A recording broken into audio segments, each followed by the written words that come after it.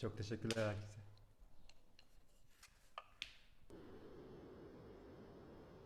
Teşekkürler.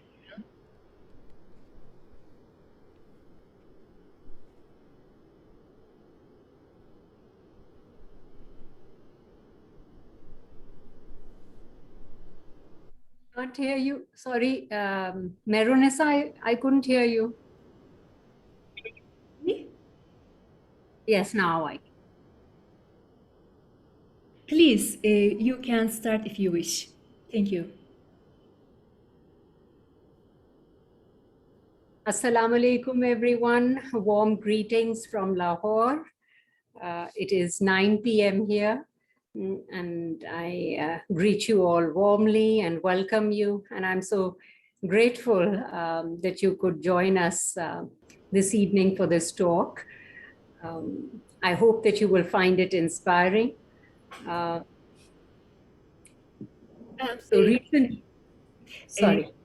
Lahore'dan herkese çok selamlar. Şu an saat akşam 9 civarları. Hani katıldığınız için çok teşekkür ediyorum diye söyledi özetle Amat Hanım. Buyurun. This talk is inspired by my recent visit to Mardin. Evet, kısa zaman içerisinde yakın zamanda Mardin'e bir ziyaretim oldu. O yüzden bu konuşma benim için bir ilham kaynağı oldu oraya ziyaretim. Especially my visit to the Dar al-Zafaran. Özellikle Darül Zafaran Manastırı'na. And you must have read the title of the talk, which is The Esoteric Relevance of Mardin. Ve başlığı okuduysanız bu ezoterik tarafıyla Mardin'in ezoterik tarafıyla ilgili olduğunu fark etmişsinizdir. So this talk is basically based on a reflective study that I made on this ancient, historically rich, culturally splendid region in Turkey. Aslında bu Türkiye'nin güneydoğusundaki tarihsel açıdan zengin ve kültürel bu bölgenin bu ezoterik tarafını aktarmak asıl benim yansıtmak istediğim. The city of Mardin is in the southeast of Turkey. Güneydoğusunda Mardin. It lies on the southern slopes of a broad highland that rises up to a height of nearly 3,450 feet. 1000 metreye yakın bir sete kurulmuş şeklindedir Mardin. And it overlooks extensive limestone plateaus. Ve tamamıyla o kireç taşından oluşmuş platoya, ovalara bakar.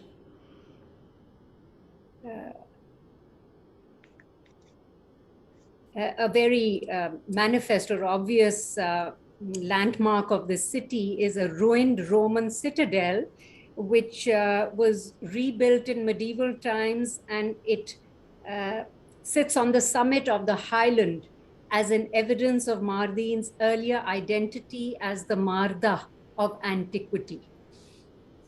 Ve Orta Çağ'da yeniden inşa edilen yıkık bir Roma kalesi var ve Mardin'in bu antik çağının Maridası olarak kendini ifade eder. By the way, I would like to show the Yes. photo. İnşallah.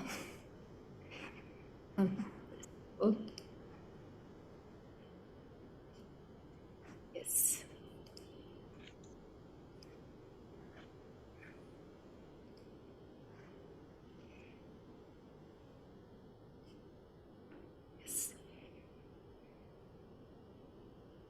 Exactly. Yeah. There you go. So you can see the slopes and how you have a bird's eye view of the landscape Yani around. pardon. Yani meyilli arazide olduğunu görüyorsunuz ve o arazinin üzerinden hani kuş bakışı bir görüntüsü var Mardin'in. So let me now turn to the etymology of the name Mardin. You know, the older name in Roman times, as I just said, was Marda. And Marda means fortress in the Neo-Aramaic language. Marda bu Mardin Arapça bir dilde kale anlamına gelmektedir. And in Latin, the word is marde, which means warring. Ve Latince'de ise savaşan anlamına gelmektedir. And in Persian, now I'm giving you all these diverse meanings in the different languages because this city has from time to time been under the control of, these different civilizations, from the Romans to the Persians, then coming down to the Ottomans. Evet, farklı farklı dillerde şehrin ismini vermek istiyorum çünkü farklı medeniyetlerin etkisi altında kalmış Romalılar olsun, Persler olsun, Türkler olsun, Araplar olsun. And it's interesting to understand and study the different implications of the name of the city. Ve hani bu şehrin isminin üzerindeki etkileri anlamak açısından bunları belirttiğini ifade ediyor. And you'll just understand why as I go along with my talk. Neden bu kadar etimolojisine girmemin sebebinin altında yatan bu. So in Persian, if we divide the word into two, that means mar and dain. So mar in Persian means serpent. Mar Farsçada yılan anlamına gelmektedir. And dain is a Persian Urdu word meaning a grant or a gift or a loan. So together it would mean the gift of the serpent. Yılanın hediyesi şeklinde yorumlanabilir. Çünkü mar, Farsçada biraz evvel söylediğim gibi yılan, dain ise Farsça ve Ürdü kökenlerine bakıldığı zaman hediye anlamına gelmekte. İkisi birleştiği zaman da yılanın hediyesi anlamına gelmekte. And some of you might also know that there is the famous legend of Shahmaran connected to this land.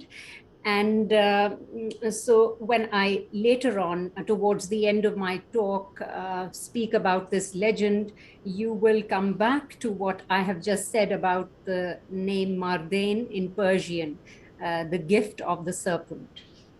Ve konuşmamın sonlarına doğru duymuş olabilirsiniz. Şahmaran efsanesi vardır. Hani ona değineceğim zaman hani buradaki bağ ile daha net görülüyor olacak.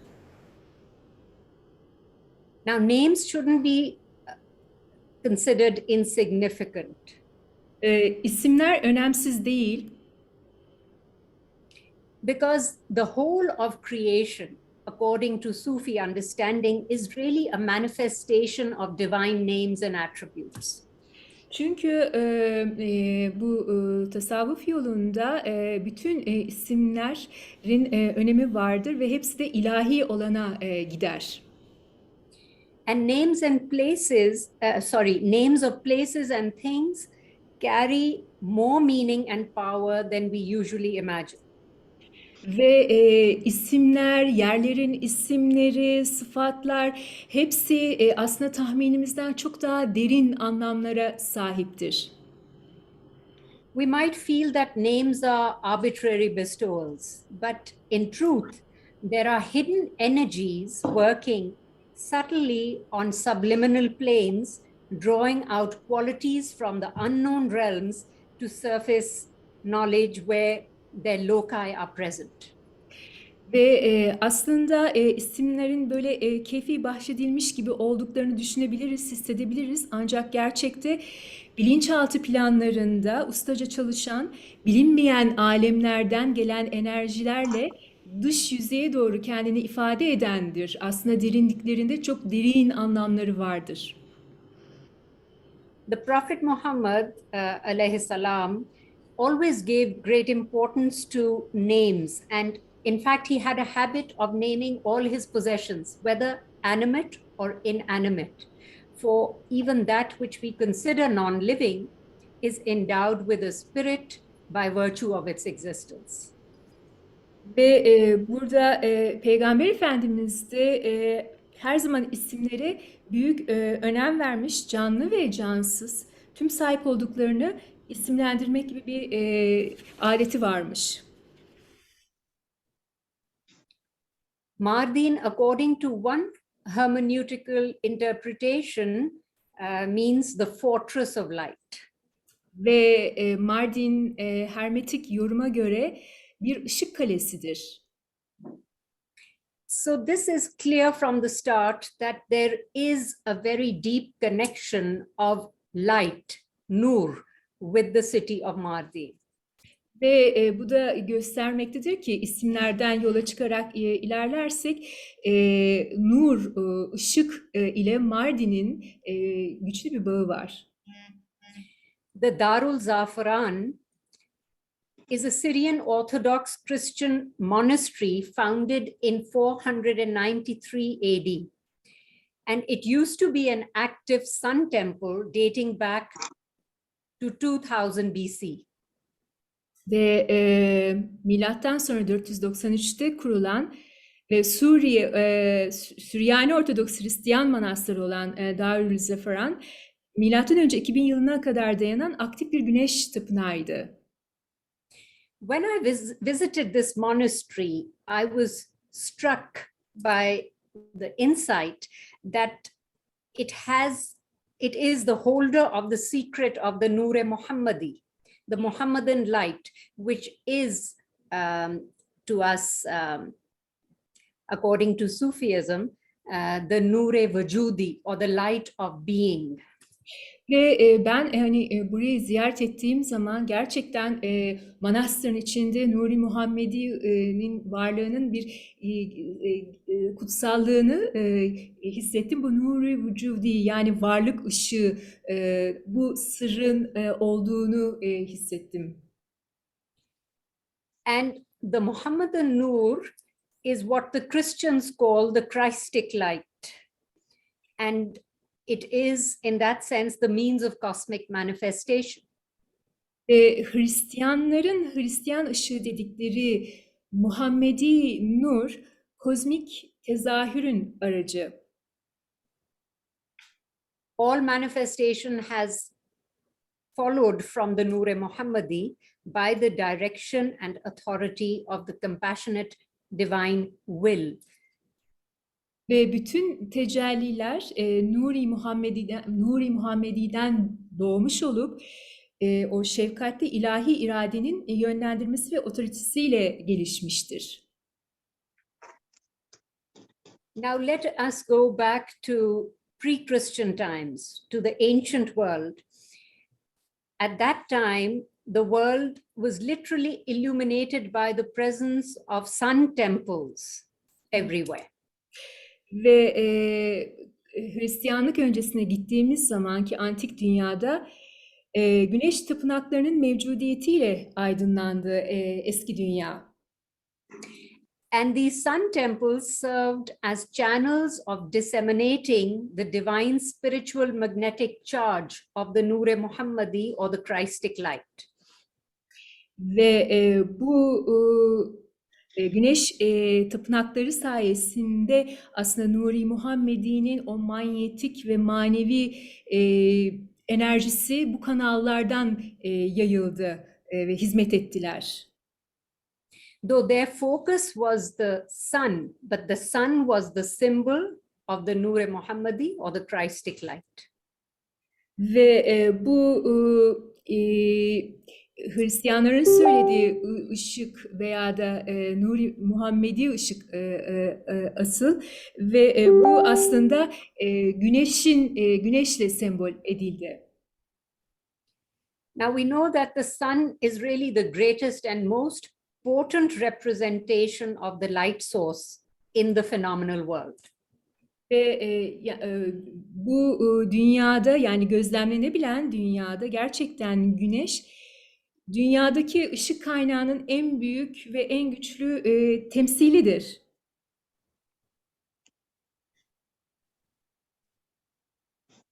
But as we study the history of civilizations and, the early civilizations, the development of religious thought, we see how with the passage of time, the reality of the sun as a symbolic indicator of the divine light was forgotten, and it became an object of worship in its own right for the sun worshippers, for instance. Ve zaman geçtikçe ilahi nurun sembolik bir göstergesi güneşin asıl o manası unutularak başlı başına bir ibadet nesnesi haline gelmiştir. And this marks the birth of idolatry. Bu putperestlik anlamına geliyor. Which is nothing other than human consciousness dropping from the level of intuiting meaning beyond forms and objects to merely seeing the latter as the aim and the signified. Bu biçimlerin ve nesnelerin ötesindeki sezgisel anlam düzeyinden ikinci dereceye indirgenmiş olmakta bu şekilde putperestlik anlamında güneşe tapıyor olmak. Idolatry becomes the highest infidelity to the self. Why? Because it restricts and prevents the ascent of consciousness to the peak of realization, which lies beyond all formal and representational degrees. Ve putperestlik aslında o öze karşı yapılan en yüksek sadakatsizlik olarak ifade edilir, haline gelir. Çünkü bilincin aslında biçimsel ve temsili derecelerinin ötesinde uzanan bir gerçekliği var. O gerçekliği kısıtlıyor oluyor. Bu şekilde sadece formlara bağlı kalmasıyla bilinç aslında öteye gidemiyor ve engelleniyor.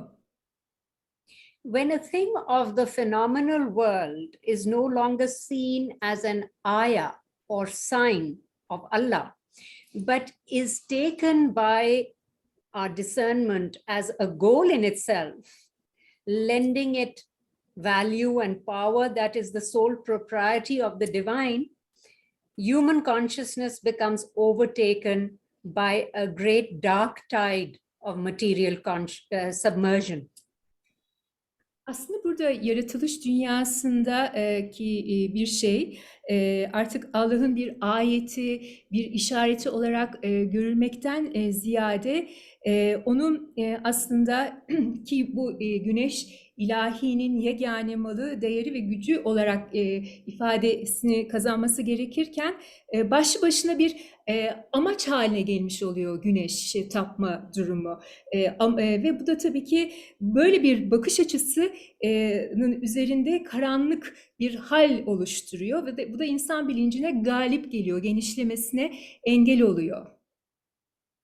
And due to this material submersion, the consciousness becomes disconnected from the illuminative stream of the Nur-e Muhammadi or the Christic consciousness. Yani bu Hristiyanların söylediği ışık, Nur-i Muhammedi ışık bilincinden sapılmış oluyor. Aydınlatıcı ırmağından beslenemez hale geliyor o insan bilinci.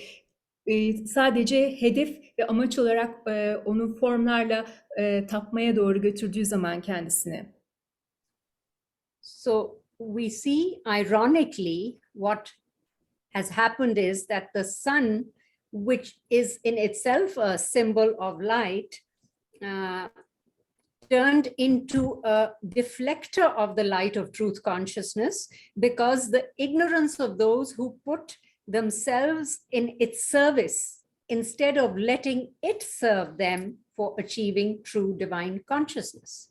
Meaning people became sun worshippers instead of looking at the sun to bring them illumination that would help them transcend the material kind of submersion of their consciousness.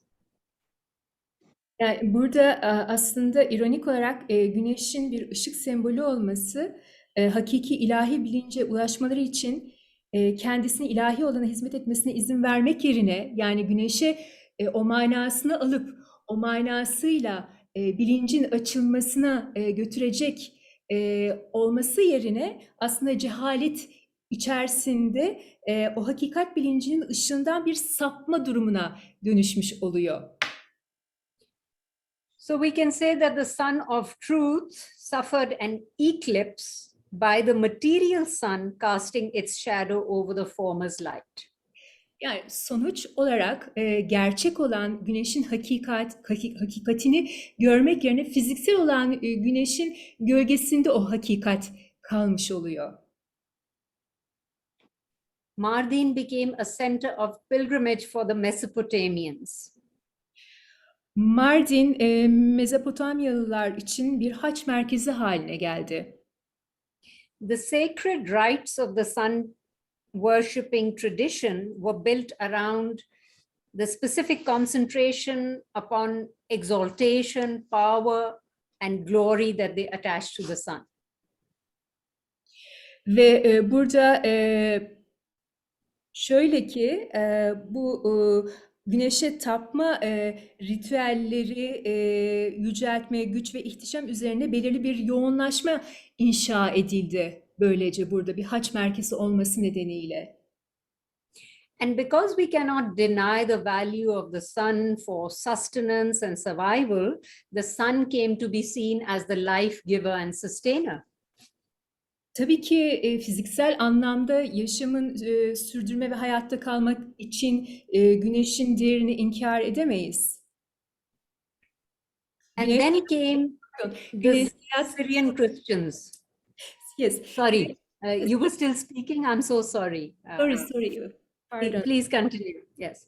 By the way, I want to add, güneş hayat veren ve sürdüren ve besleyen, yani gerçekten de yaşamı sürdürmek anlamında vazgeçilmez bir şey. Please, can you repeat the last sentence? With the coming of the Syrian Christians, the cult of sun worship was reoriented towards the concept of the Christos Helios as the symbol of Christ. Yes. Böylece Süryani Hristiyanların buraya gelişiyle beraber güneşe tapma kültü Mesih'in sembolü olarak Christos Helios kavramına yön almaya başladı. This is the God temple. Constantine, the Roman emperor, instituted the remembrance of Christ as Christos Helios, which means literally Christ, the true sun, S-U-N, Christ, the true sun. Ve yani İsa'nın gerçek bir güneş olduğu ifadesi çıktı. So there was a gradual transition from the pagan sun worship to the introduction of the Christic principle of light. Böylece paganistik dönemden, çok tanrılı dönemden, Hristiyanlık öncesi döneminden yavaş yavaş kademeli bir geçiş görmekteyiz. Bu Helios aslında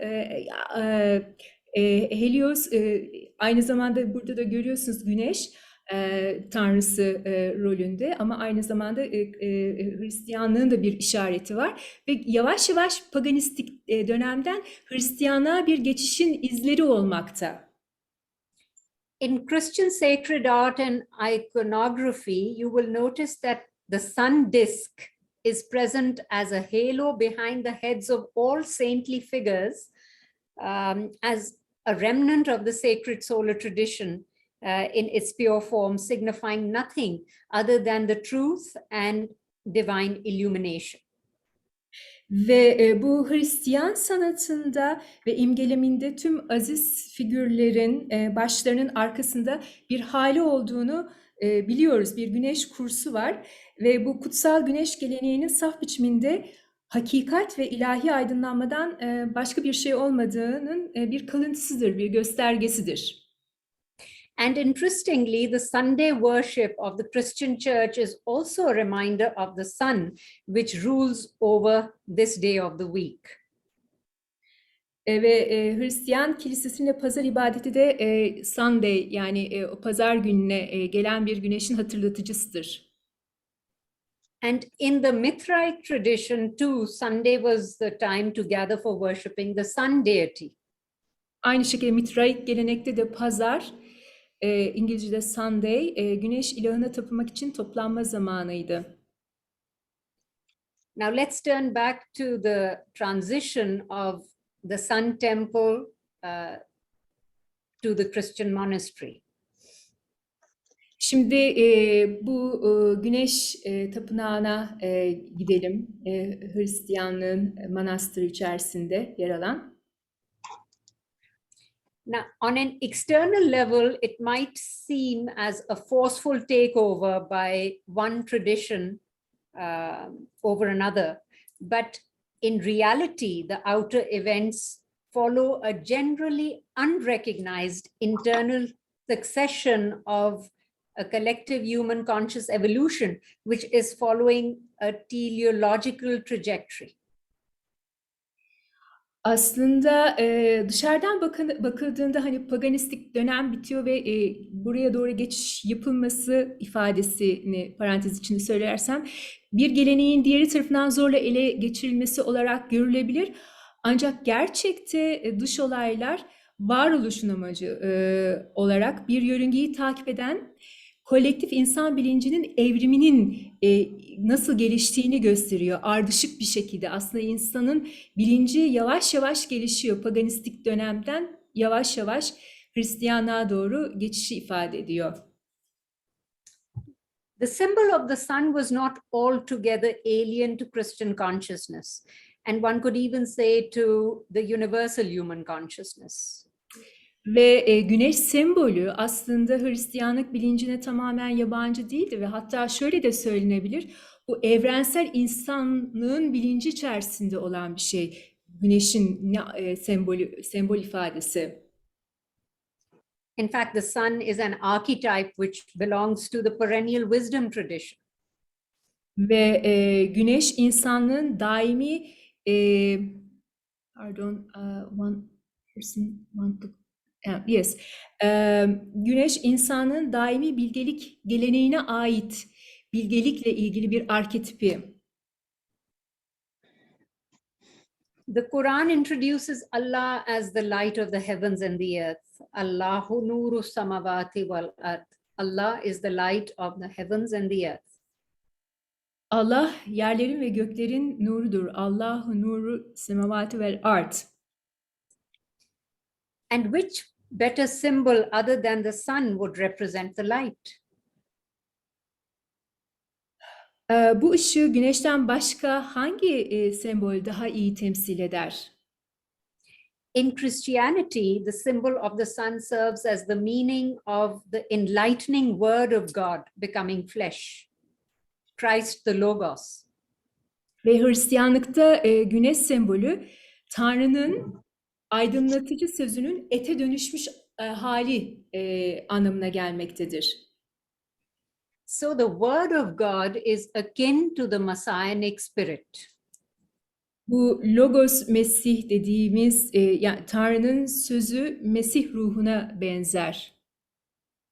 Because the Messianic spirit brings life and so does the word of God. Çünkü o Mesih ruhu aslında yaşam getirir. The Arabic term for Messiah is Masih. Arapça karşılığı Masih anlamına geliyor. Now, I'm going to go into a hermeneutical breakup of the term Masih. Ve Mesih'in şu an hani hermetik boyutuyla ilgili kökenine iniyor olacağız.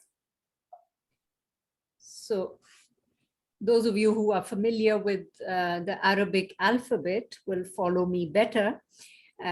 The word Masih has 4 letters in it. The first is Mim.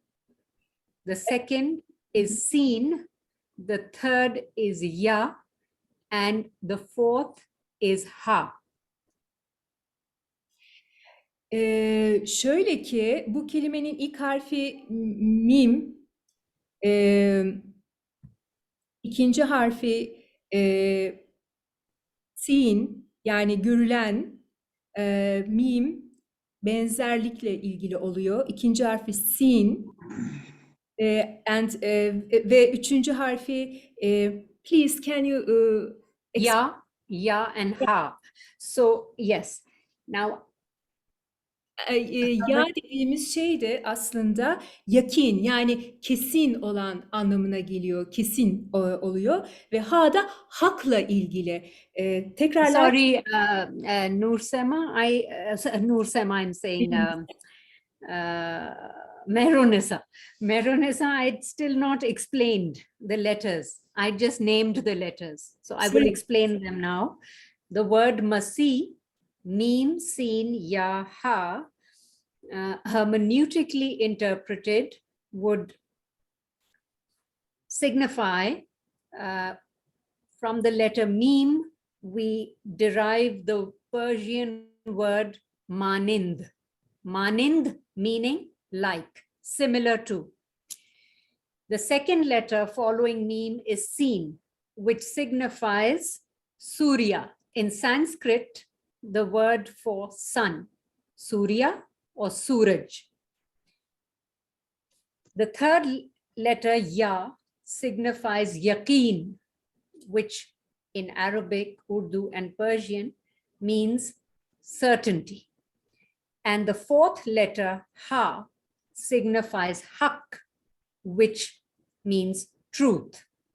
So when we put all the meanings together with the letters, it turns into the sense of saying that like the sun, the certainty of truth appeared. Like the sun, the certainty of truth appeared. In what? In the form of the Messiah. Ve bu şimdi burada kelimelerin anlamlarına girince biraz evvel söylediğim gibi aslında mim benzerliği ifade ediyor ve görülen Surya yani ikinci harf Mesih'teki ikinci harf güneşi ifade ediyor. Üçüncü harf Mesih'teki yakin yani kesin olan yakin, certain, net görülen anlamına ve son ha da hak, hakikati temsil ediyor ve bu hepsini birleştirdiğimiz zaman güneş gibi görülen, o kadar güneş nasıl kesinlikle gözümüzden kaçmaz, güneş gibi net görülebilen, hak olan aslında Mesih'te kendini gösteriyor. So according to this hidden esoteric interpretation, the word Masih hides the meaning of the rising sun, represented by the symbol of the arrival of haq or truth as divine authority. İlahi otoritenin kendisi olarak nasıl ki güneş doğup bir ışık saçıyorsa Mesih'in gelişi de aynı buna benziyor. İlahi otoriteyi temsil ediyor güneşin doğuşu gibi. So you see how the name leads to the named. Sorry, can you repeat? The name leads to the named. Ad adlandırılana götürür. When Christianity arrived in Mardin, a new day, a new era was born by the dawn of the morning that established the authority of the divine command. İlahi emrin otoritesini kuran yeni bir gün, yeni bir çağ doğdu Hristiyanlık Mardin'e ulaştığında. And here by the divine command, I mean Christ. Buradaki ilahi otorite dediğimizde Christ yani İsa olmakta. Now I want to go towards another hermeneutical interpretation of Mardin. Mardin, written in Arabic, shows the letters Mim, Alif, Ra, Mar, and then the last three letters, Dal, Ya, Nun, Din. Yes. Let me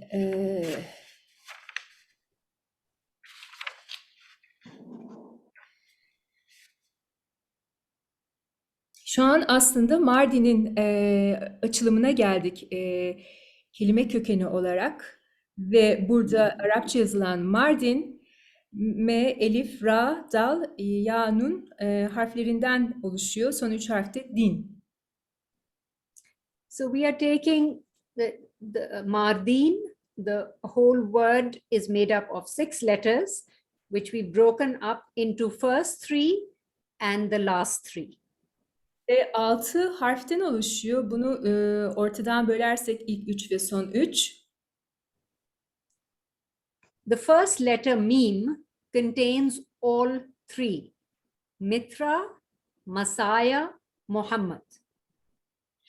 Ve ilk harf mim 3 ifadeyi taşıyor. Mitra, Masai, Muhammed. The second letter alif stands for the Persian word az. Az meaning of or from. Az bu sonradan gelen elif from, o kaynaktan, oradan anlamına geliyor. The third letter ra stands for rushda. Rushda means guided. Ra rehber olan, rüşt anlamına geliyor. And the last three letters, dal, ya, noon, make din, which means belief. Ve buradaki dal, ya, nun inanç anlamına geliyor. So together this would mean that Mitra, Messiah, Muhammad are all of the guidance or guided knowledge of belief. Mitra, Masai ve Muhammed inanç tarafından rehberlik edilir. And this shows the continuing link between the unfolding of the doctrine of divine light from Mitra to Muhammad. Mitra'dan Muhammed'e doğru bir açılım var burada. Mitra, Mesih ve Muhammed'in bir açılımı var. Işık doktrinin, yani ışığın kademeli açılımını ifade eder. The divine light manifests as the sun, being its symbol with Mitra. Then in Christianity as the Messiah, the Christos Helios, and finally as Muhammad sallallahu alaihi wasallam, the embodiment of the Nur-e Muhammadi. Ve burada Mitra'dan Mesih ve Muhammed yolu içerisinde Mitra güneş sembolüyken Mesih de Christ Helios anlamına geliyor. Hali şeklindeki Hazreti İsa'yı ve daha sonra da nihai olarak da Hazreti Muhammed'in ile sonlanıyor, varıyor. So it proves that the deen or the human belief system has been nourished by light in all these three meaningful degrees of the coming of divine illumination.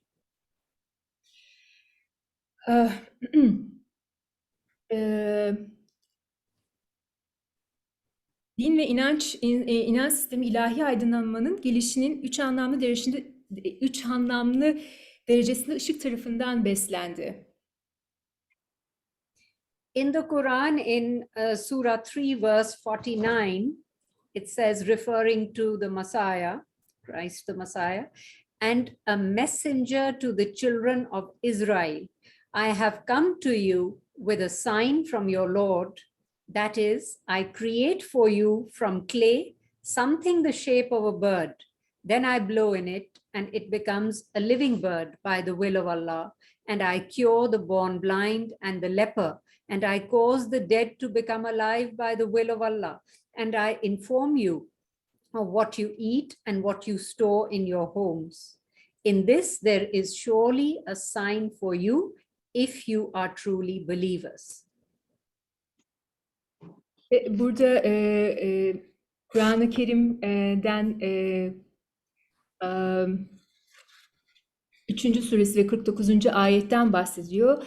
Burada şunu ifade ediyor, Hazreti İsa'yı ifade ederek, İsrailoğullarına bir peygamber olarak size Rabbinizden bir mucize getirdim. Size çamurdan kuş şeklinde bir şey yaratırım, sonra ona üflerim ve Allah'ın izniyle diri bir kuş olur. Ve doğuştan körü cüzzamlıyı iyileştiririm. Allah'ın izniyle ölüleri diriltirim ve yediklerinizi ve evlerinizde ne sakladığınızı size haber veririm diye ifade edilir.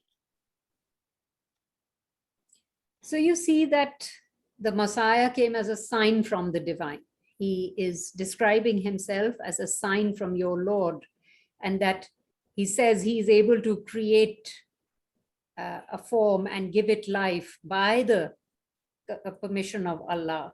And he can cause the dead to come alive again by the will of Allah.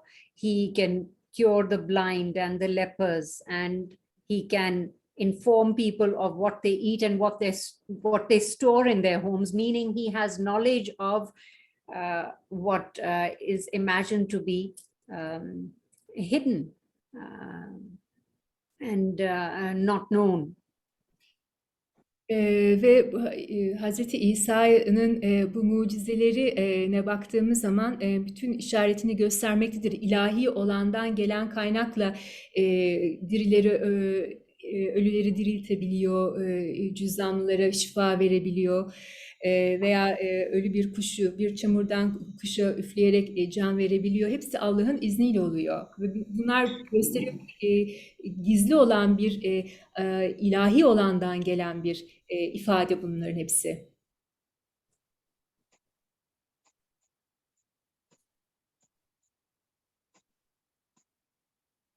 When the Christian monastery replaced the Sun Temple, the Nur-e Muhammadi arrived there in the form of the Christos Helios. Ve Nur-i Muhammedi ışığı bu tapınakla beraber Christos Helios olarak kendini gösterdi. The sun symbol is also related to many monarchic and patriarchal traditions, as well as the divine messengership and apostolic ranks. Güneş sembolü monarşik ve ataerkil geleneklerinden yanı sıra ilahi elçilik ve İsa'nın havarilerine ilişkin apolostik rütbelerle de ilgilidir. Because it is a symbol of power, of majesty, of life, of invincibility. Yaşamın nasıl söyleyelim? Can you repeat to explain the power, majesty? Yes, yaşamın gücü ve onun büyüklüğü anlamına gelmekte olduğunu ifade etmekte. Her şeyi kapsayan büyük, güçlü. And now, if we look at the idea of sun worship, it can undergo an analytical deconstruction when we see it in the light of semiotics, which is the study of symbols.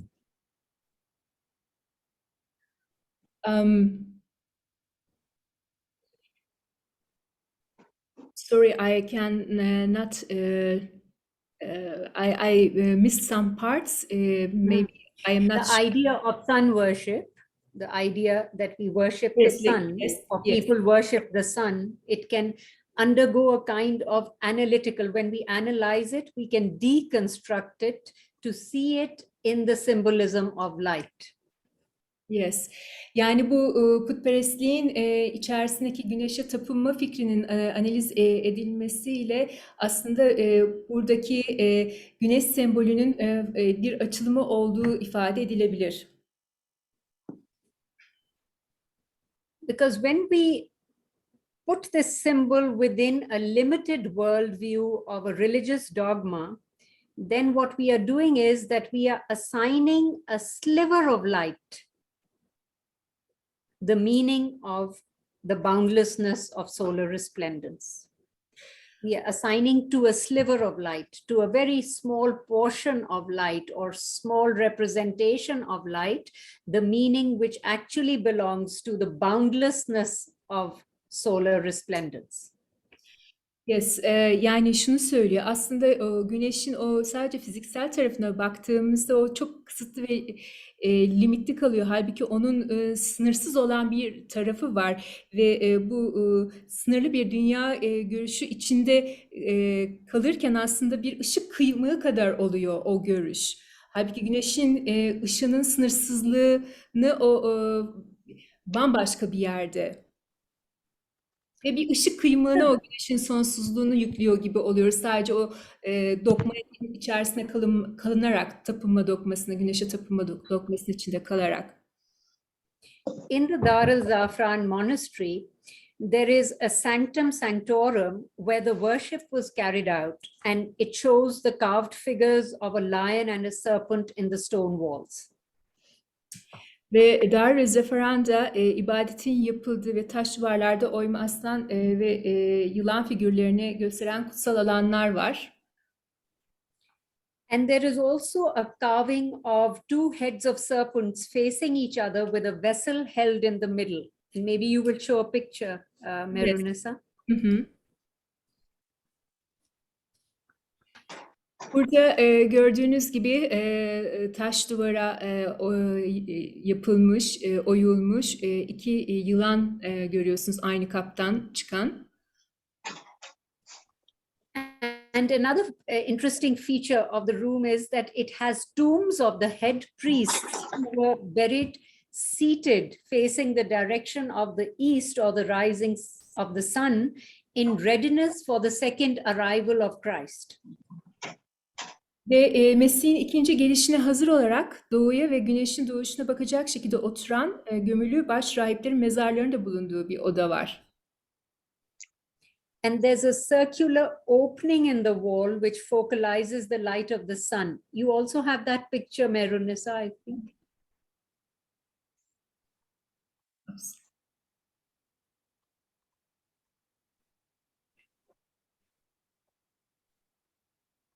This one. This one, yeah. There's an opening which focalizes the light of the sun. Burada gördüğünüz gibi güneş ışığını odaklayan dairesel bir açıklık var. And this is where they carried out the sun worship. Ve onlar oraya bakarak ibadet ediliyordu. Now, I've already mentioned the symbols. Now I'm going to explain them a little bit to you. Hı hı. Biraz daha açıklayacağım. I said that there are figures of the lion and the serpent in the stone walls. So the lion is a symbol of divine power and the serpent of divine wisdom. Ve duvarlarda aslan ve yılan figürleri olduğundan bahsetmiştim. Aslan gücü sembolize ediyor, yılan da bilgeliği sembolize ediyor. And the lion also has been in esoteric traditions the sign of divine nur. Ve aynı zamanda aslan ilahi nuru ifade ediyor.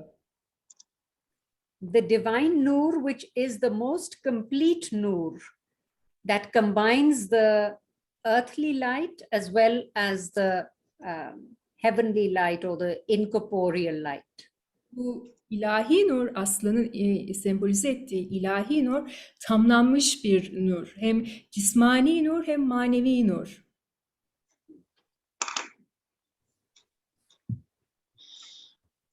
In the Islamic theosophical tradition,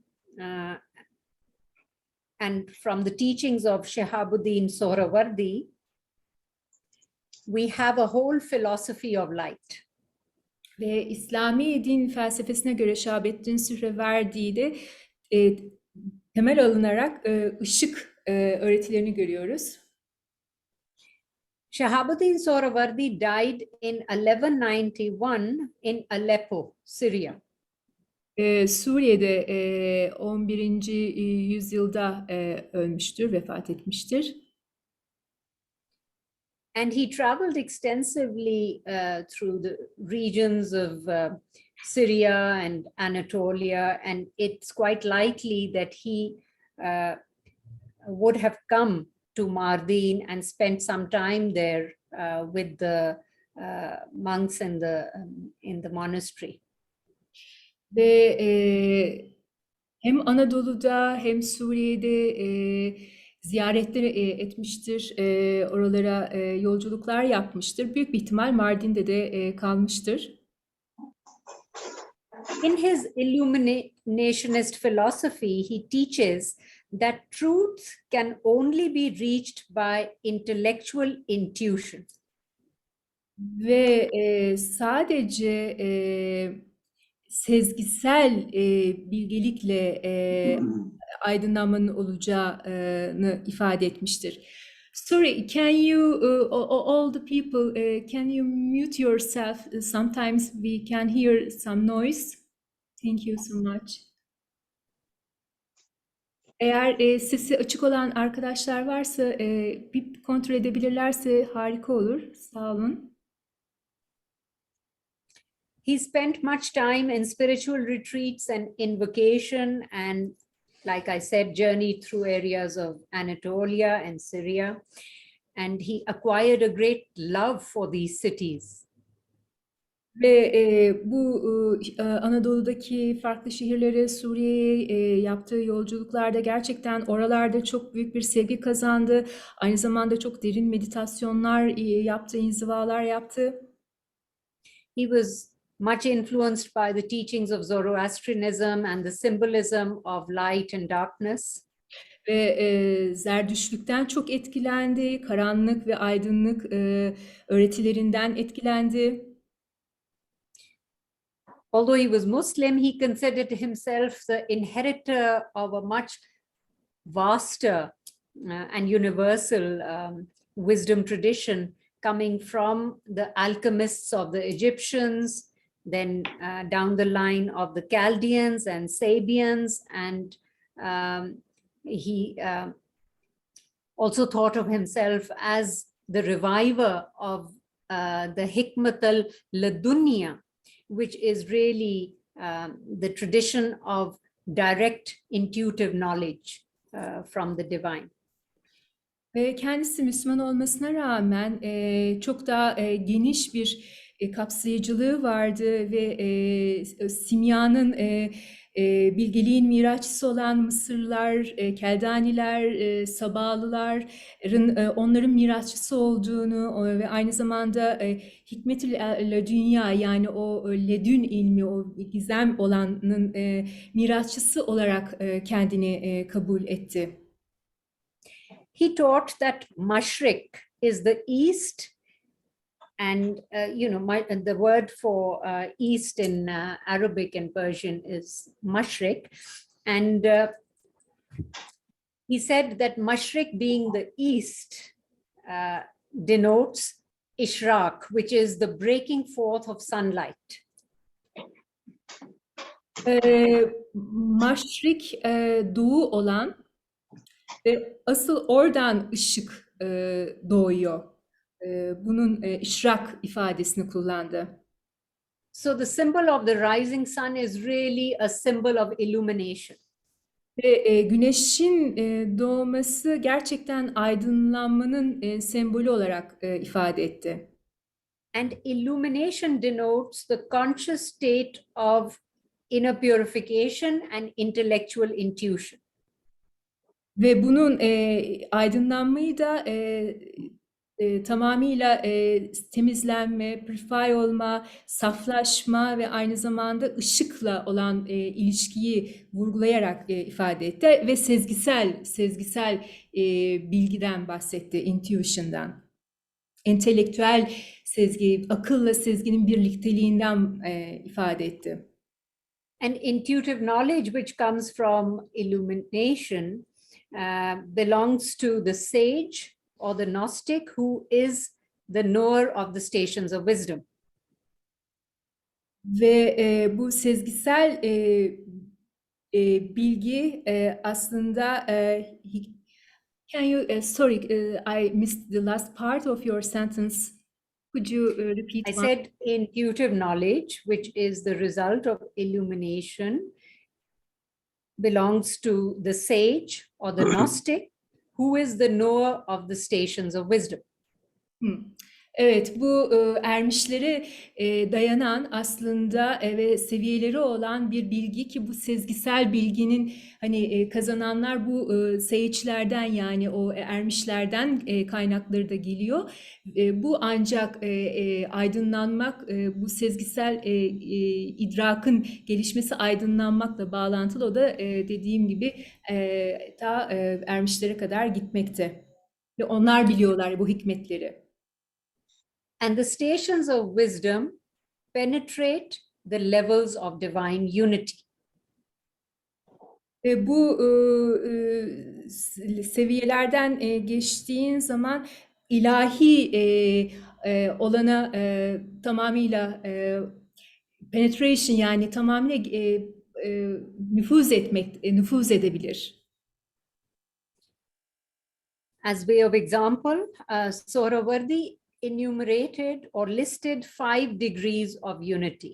For example, the profession of faith in Islam is La ilaha illallah. So that simply means that there is no God but the one God, or no reality but the one reality. So he says that this La ilaha illallah has 5 degrees. Özetle La ilahe illallah hiçbir tanrı yoktur, tek bir vardır, tek bir o vardır ve bunu da 5 seviyeli ifade etmiştir. On the first level, we say La ilaha illallah, there is no God but the one God. On the second level, we say La huwa illa huwa, there is no he but the true he. So you see, from saying, making a statement, an objective statement, which is no God but the one God, we are moving towards a more personal, relational statement, which is no he but the only he. Burada birinci seviyeden ikinci seviyeye doğru bir geçiş var. Birincisine La ilahe illallah, hiçbir tanrı yoktur, tek bir tanrı vardır. Oradan ikinci aşamaya geçiyor. La huve illa huve, la huve illa huve. Orada da he yani orada kişiselleştirerek hiçbir biri yoktur. Sadece bir vardır, bir. So this is in the third person, like no he but the only he. And at the third level, we say La anta illa anta, meaning no you, no thou, but thou. Üçüncü derece La anta illa anta, sen yani orada üçüncü tekil şahıs vardı, o vardı. Kişiselleştirdiği zaman ben, sen, o da önce o yoktur diye başladık. Sonra üçüncü derecede La anta illa anta diyerek sen, hiçbir sen yok. Sadece tek bir, başka sen yok. Tek bir, Tanrı'nın dışındaki bütün senlerin inkarıdır aslında. So we see that from the third person reference, we've moved to the second person reference. And after that, there is La ana illa ana. That is at the fourth degree of unity. We make the claim that there is no I, but the real I, the divine I. Ve Self. üçüncü derecede La ana illa ana. Burada da kişiselleştirdiğimiz için artık bene dönüyoruz. Ve bende de hiçbir ben yoktur. Sadece ilahi ben vardır. Sadece Tanrı aslında ben diyebilir. Ben diye bir şey yoktur. So from second person, we've now moved to self, first person. And at the last and final highest station of unity, we come to the Quranic verse, وَكُلُّ شَيْءٍ حَالِكٌ إِلَّا وَجْهَهُ, that all things perish except his face. So everything has been extinguished in the essence of the one reality. Sonunda bu en yüksek birliğin en yüksek makamına ulaşılıyor ve orada da onun yüzünden hariç her şey yok olur. Her şey yok olur, kaybolur anlamında ifade taşıyor. Bu da birliğin en yüksek makamına ulaşıyoruz tevhidde.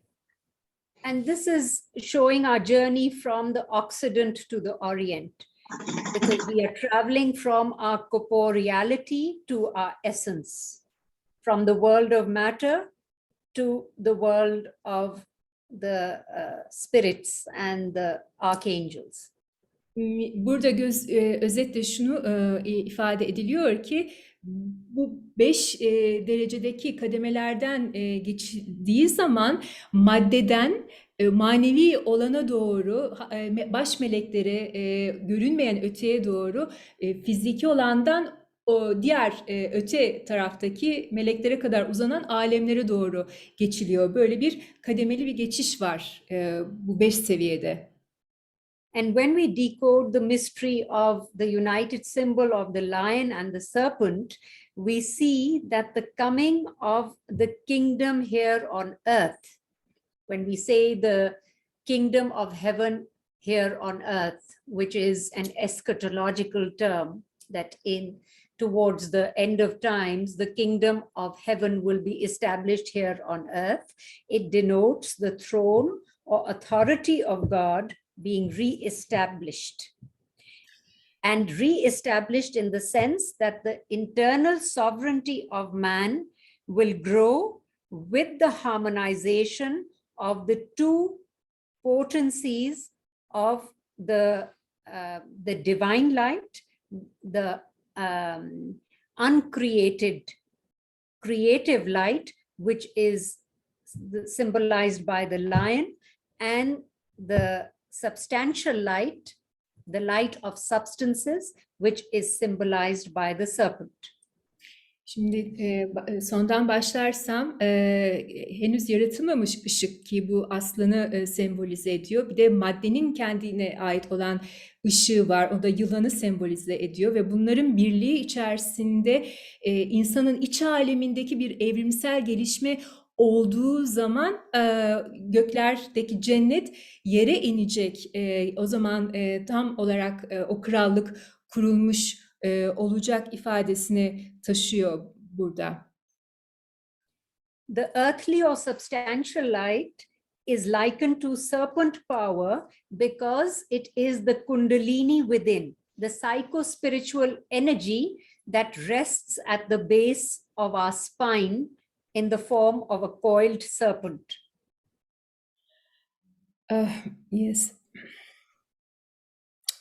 Şöyle ki maddi ve dünyevi ışık yılan gücüne benzetilir. Çünkü o içteki kundalini kıvrımlı bir yılan olarak omurganın tabanından duran bir enerjidir. And this is closely linked to sexual energy, which is creative by definition and created by essence. Aynı zamanda bu cinsel enerjiyle de bağlantıdır. Çünkü içinde yaratıcılık vardır içinde. Within the serpent force lies our ability to rise to the station of the realized self, which manifests as the symbol of the lion, the representative mark of the Nur-i Muhammadi. Yılan gücü içerisinde Nur-i Muhammed'in temsili işareti olan aslan sembolü tezahür eder ki bu gerçekleşmiş benlik makamına yükselme yeteneğimizi ifade eder. Yani burada yine yılan var, kundalini enerjisi olarak ve içinde ise bu aslanın gücü ifadesini de taşımakta birlikte. It is the majesty of the spiritual self, the self which is sovereign over the lower ego. Bu öz, işte bu bahsedilen öz, majeste gibi oluyor ve bütün ego üzerinde egemen olan ruhsal öz ifadesini taşıyor. And the lion as the supreme consciousness exercises its magnetic pull to awaken the sleeping serpent of life force energy to ascend to its real station of birthing truth consciousness in us. Sorry, I missed some words because I am also trying to show the... I will repeat. The lion as the supreme consciousness exercises its magnetic pull to awaken the sleeping serpent of life force energy at the base of the spine to ascend to its true station where it births truth consciousness. Evet, bu tipik kundalini enerjisi aslında bu yılanın uyanıp yükselebilmesi ve bilincin açılabilmesi için o aslanın ilahi gücüne ihtiyacı olduğunu ve onun manyetik çekimiyle onun yükseldiğini ifade etmekte. So when the light of wisdom and truth, which is the serpent and lion, come together, then the throne of the kingdom of heaven is unveiled. İşte burada da aynı şekilde ilahi güç ve o yılanın temsil ettiği olan güç, ona bilgelik demişti daha önceden, birleştiği zaman o zaman gerçek anlamda cennet oluşacak. The region of Mardin, with all its monasteries, is also called Tur Abidin, which means Tur of the worshippers. And Tur is the Arabic name for the Mount Sinai. Ve Mardin'in bu bölgesine tapanların Tur'u anlamına gelmekte ve Musa Aleyhisselam'ın da Tur dağıyla bağlantısı olduğunu anlayabiliriz. And we know that Moses or Musa alayhi salam went to the top of Tur to find the burning bush and his illumination. Ve Musa Aleyhisselam o yanan çalılığı gördüğü zaman hiç bitmeyen bir ışık ve Tur'un tepesine çıktığı zaman aydınlanmaya varmıştır. So by extrapolation, we may say that every worshipper must know the Mardin of his own being to reach the kingdom of heaven and to meet the Messiah and the Mahdi within him herself. Ve şöyle her ibadet eden, her inanan cennetin krallığına ulaşmak ve kendi içindeki Mesih ve Mehdi ile tanışmak için kendi varlığının içindeki Mardin'i bulması gerekiyor. And it is not a coincidence that the Quranic account of the story of Moses or Musa alayhi salam shows his staff, the stick that he held, his staff, turning into a serpent when Allah asks him to throw it on the ground. So the Quranic verse says, and he was told, throw down your staff. But when he saw it writhing as if it were a snake, he turned in flight and did not return. Allah said, O Moses, approach and fear not. Indeed, you are of the secure. Özetle Kur'an'da geçer Musa'nın asası ile ilgili bir hikaye vardır. Asasını Musa asana at denildiği zaman attığında yılana dönüşmüştür ve yılanın kıvrandığını görünce de geri kaçmadı. Yani ey Musa, Allah buyurdu ki ey Musa yaklaş ve korkma diye ifade etti. So interestingly, this is the moment when he encounters the burning bush. And at the same time, we are told that his staff turns into a writhing serpent. So it denotes that illumination. If the burning bush is a symbol of his illumination, then his illumination is directly corresponding to the activation of his Kundalini energy.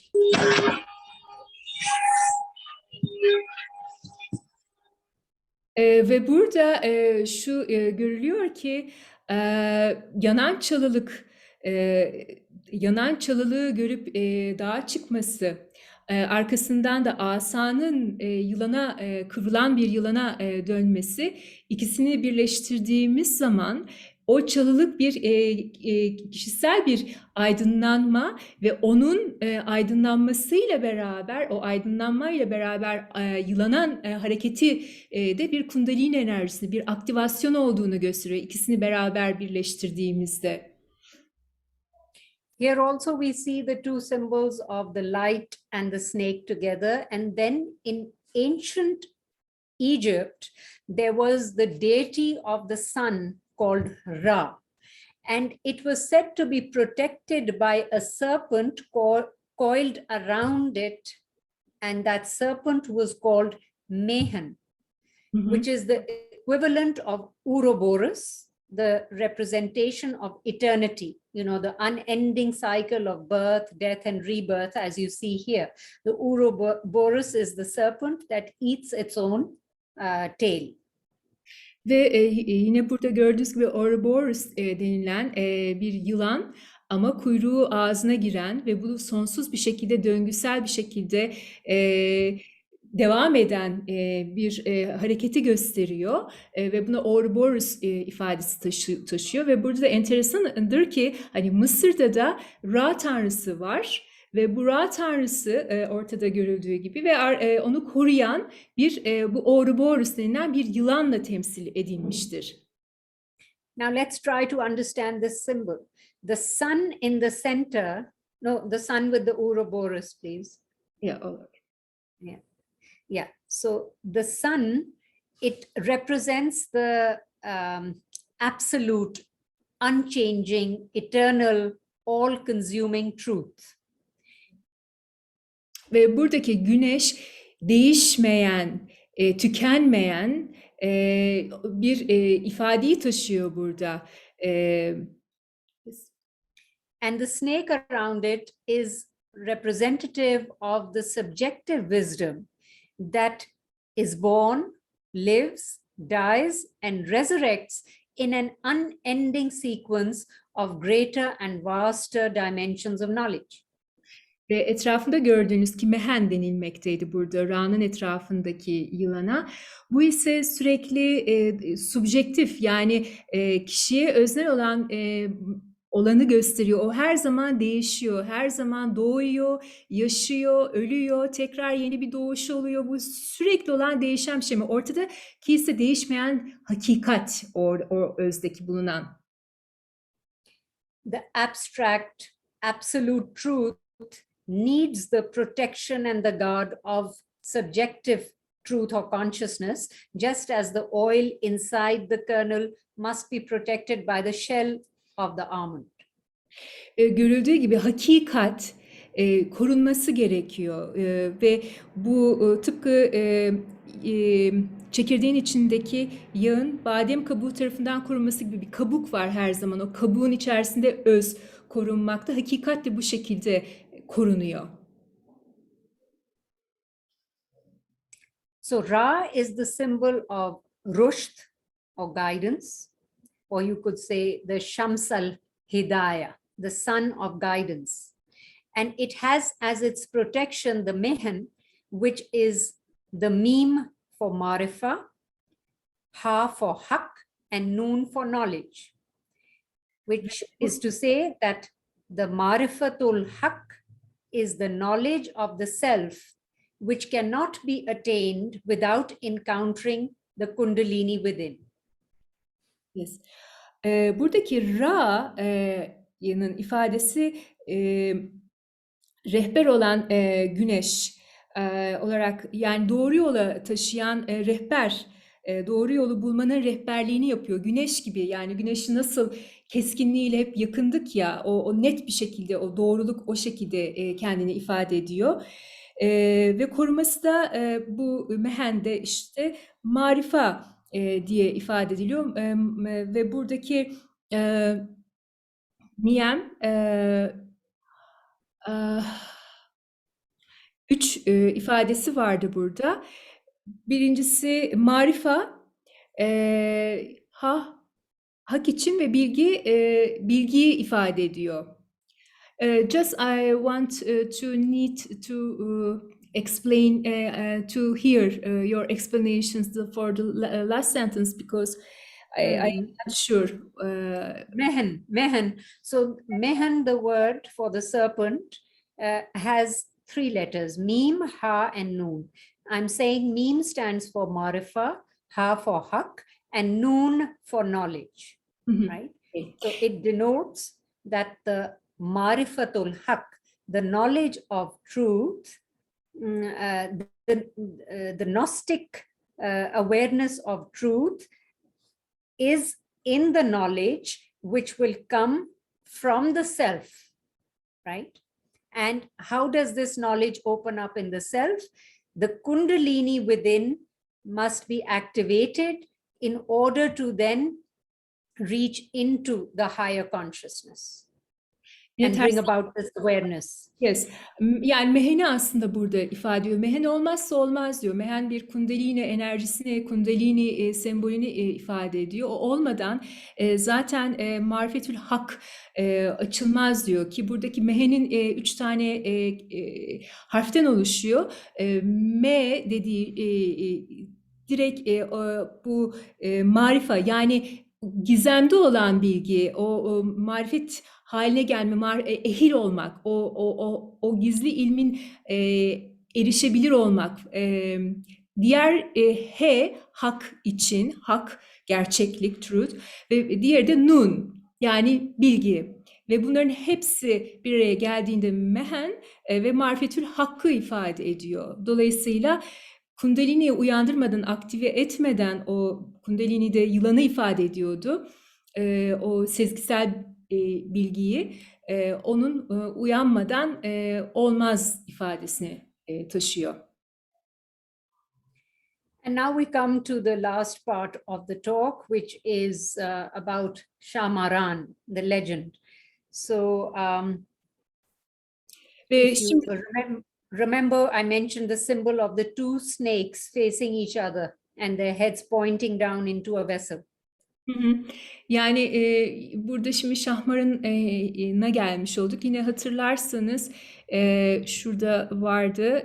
Burada yine duvarda gördüğünüz gibi 2 tane yılan aynı kap içerisinde. So what does that symbol really denote? Now, the ancient practitioners of deep wisdom, the Gnostic way, knew that the human body was a sacred vessel capable of creating different kinds of energies and fluids within. Yani burada şunu ifade ediliyor. İnsan vücudunun içinde bu kap diye görülen şey aslında insan vücudunu ifade ediyor ve insan vücudunun içinde farklı türde enerjiler ve sıvılar yaratabilen kutsal bir kap olarak tanımlayabiliriz. And if practiced correctly, meditation can cause the body to secrete a fluid, which in mystical language is called jade nectar. And by the Indian yogis as Amrit Dhara, and even honey by some, which is the sweet, fragrant saliva which begins to come from the upper palate of the mouth. Ağzın üst kısmında gelen eğer doğru bir meditasyon yapılırsa, uygulanırsa vücut sıvıları ile ilgili bahsediliyor şu an. O zaman tatlı kokulu bir tükürük, bir bal tanımıyla gelen bir sıvının salgılanmasına neden olabiliyor. Aynı zamanda özellikle bunu yogik anlamda amritdara veya jade nektar yani yeşim nektarı diye de ifade edilmiş bu sıvılara. The pineal gland is activated in deep meditation and it releases the melatonin hormone regulating our circadian rhythm. Ve bu epifiz bezini tetikleyerek aslında melatonin hormonuyla da çok bağlantılı gece gündüz ritmimizi düzenliyor. En temel farklı görevleri de var da gece gündüz ritmini düzenlenen melatonin hormonuyla da epifiz bezinin arasında çok yakın bir bağ var. And in the Sanskrit yogic tradition, the cave of Brahma, Brahma is the name for God, and the cave of Brahma is a code name used for the cavity in the third ventricle of the brain. Üçüncü bölgesi yani beyin içerisinde Cave of Brahma denilen bir yogik terminoloji var ve bu terminolojiye göre de sorry, what is the function of the Cave Brahma? I haven't yet told. All right, okay. It is in the third ventricle of the brain, and it is just above the pituitary gland, which is called the kingdom of God. The cave of Brahma, the kingdom of God. Bu epifiz bezi ile Cave of Brahma dediğimiz beynin özel bir bölgesiyle ilişkili ve onun özel bir salgı salgılanmasına neden oluyor. And the function you asked, the function is that it opens us up to higher consciousness, transcendental consciousness. Ve bunun fonksiyonu da daha yüksek seviyelerde bilincin açılmasına bir kapı. When through concentration and contemplation and meditation, we focus on this area of the brain, what emerges through this concentration is the divine sound. Özetle bu yoğun ve doğru yapılan meditasyonlarla ve konsantrasyon çalışmalarıyla burada ilahi sesi It's a high vibrational sound that we begin to hear inwardly. Ve içten, yani dışarıdan değil, içten yüksek titreşimler duyulmaya başlanır ilahi olana dair. And the more this vibration grows in us, the more the effulgence of the divine light begins to radiate in our brain centers. Ve ne kadar bu titreşimlere yakın olursak ve fark edebilirsek bu kadar hani daha fazla aydınlanma hali ve ışıldama hali oluşmaya başlar. And the Tao tradition in Taoism, this is called the Crystal Palace. Taoizm'de de buna kristal sarayı ifadesini verir. It is said that when the pineal gland is activated, it becomes illuminated like 1,000 suns. Binlerce güneş sanki ışıldıyormuş gibi o epifiz bezinden bir çıkış olur. And so when a practitioner of meditation penetrates this etheric chamber, which is called the cave of Brahma, he dissolves the ordinary mind into light. Ve bu işte bu mağara dediğimiz Brahma mağarası denilen beynin o özel bölgesinde o egosentrik dediğimiz yani veya akılla hareket edilen tamamıyla gerçek olan bilincin içerisine, ışığın içerisine çözülmeye başlar diyelim. And this comes from the sublimation of the sexual energy, which is taken up and released as spiritual energy in the higher centers. Böylece cinsel enerji de yukarıya yükselerek bu aydınlanmaya etkisi olur. And the two snakes represent the Ida and the Pingala, which are the two, energy circuits around the spine. And the vessel in the middle is the brain, which holds the cave of Brahma.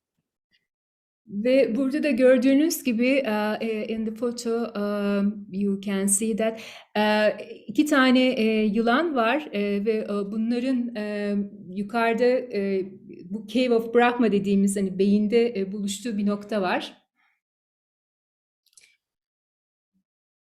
Now let me relate to you the legend of Shahmaran, and you will then understand the symbolism. Ve şimdi de Şahmaran efsanesine gelelim, oradaki sembollere.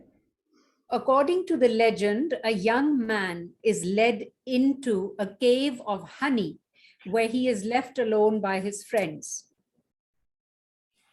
Ve buradaki arkadaşları tarafından bir bal mağarasına bırakılır bir genç adam. Hoping to find a way out of it, he starts striking a hole that he finds in a wall of the cave. Ve bir yol bulmak için bir kanal kanal bulmak ister ve orada bir mağaranın duvarı içerisinde bir delik bulur.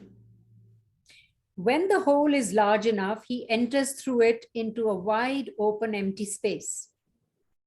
Ve o delik yeterince büyük olduğu zaman da onun içine girer ve geniş bir alan vardır. Soon he is surrounded by thousands of snakes who escort him to their queen. Ve etrafını binlerce yılan kaplar ve onu asıl kendi kraliçelerine götürmek için eşlik ederler. Now, the queen has an upper body of a woman, and the rest of her is a snake. Alt kısmı bir kadın vücuduna sahip, geri kalanı ise bir yılandır. Her face is beautiful, and the youth is also attractive. So they both fall in love and spend some days together. Kadının yüzü güzel, genç, çekicidir. İkisi birbirine aşık olur, birlikte birkaç gün geçirirler. She feeds him and shares with him the history of human existence. Ve onu besler, kraliçe onu besler ve aynı zamanda insan varoluşununla ilgili tarihini paylaşır. A day comes when Jemshab is the name of the youth, becomes homesick and wants to return to his land. Ve ismi Cemşap'tır genç adamın. Ve bu genç adam ev özlemine tutuşur. She permits him to go, but warns him not to divulge her secret or to tell anyone of her subterranean kingdom. Gitmesine izin verir ama sırrını açıklamaması ya da yeraltı krallığından kimseye bahsetmemesini ister, onu uyarır.